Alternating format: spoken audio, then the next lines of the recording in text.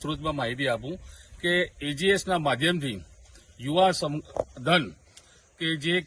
રમતગમત ક્ષેત્રે એમને પ્રોત્સાહન મળે એ હેતુથી આ કોન્સેપ્ટનું આયોજન કરવામાં આવ્યું છે અને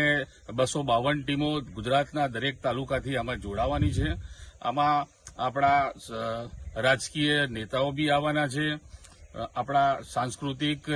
જે ક્ષેત્રે આગળ વધ્યા છે આપણા સામાજિક વ્યક્તિઓ આવવાના છે, આપણા આઈપીએસ અધિકારી શ્રીઓ આવવાના છે, ઉચ્ચ કક્ષાના અધિકારીઓ શ્રીઓ આવવાના છે, જેના કારણે આપણા યુવાધનનું પ્રોત્સાહન વધે. બીજી વસ્તુ કે જે 252 ટીમોમાંથી જે પાછળની 5 ટીમો રહેવાની છે કે ક્વાર્ટર ફાઇનલ ગણી લો, સેમીફાઇનલ ગણી લો કે ફાઇનલ ગણી લો, તો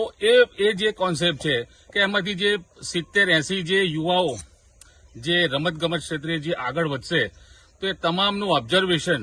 આપણે એજીએસ સંસ્થાના માધ્યમથી ગુજરાત ક્રિકેટ બોર્ડને એક લેટર લખ્યો છે કે જેમાં ગુજરાત ક્રિકેટ બોર્ડને આપણે આમંત્રિત કરવાના છીએ અને ગુજરાત ક્રિકેટ બોર્ડે આપણને સંમતિ દર્શાવી છે અને પાછળની 5 ટીમોનું ઓબ્ઝર્વેશન એજીએસના માધ્યમથી કરવામાં આવશે અને તમામ ખેલાડીઓનું પરફોર્મન્સ જોવામાં આવશે અને એ ખેલાડીઓની એક આખી કમિટી તૈયાર થશે અને એ કમિટીને ટ્રાઇબલ એજીએસ કમિટી નક્કી કરશે અને એ 20 થી 25 જે કેન્ડિડેટ્સ રજૂ થશે એ લોકોને ગુજરાતની ટીમ તરફથી રમવાનો મોકો એજીએસના માધ્યમથી મળવાનો છે.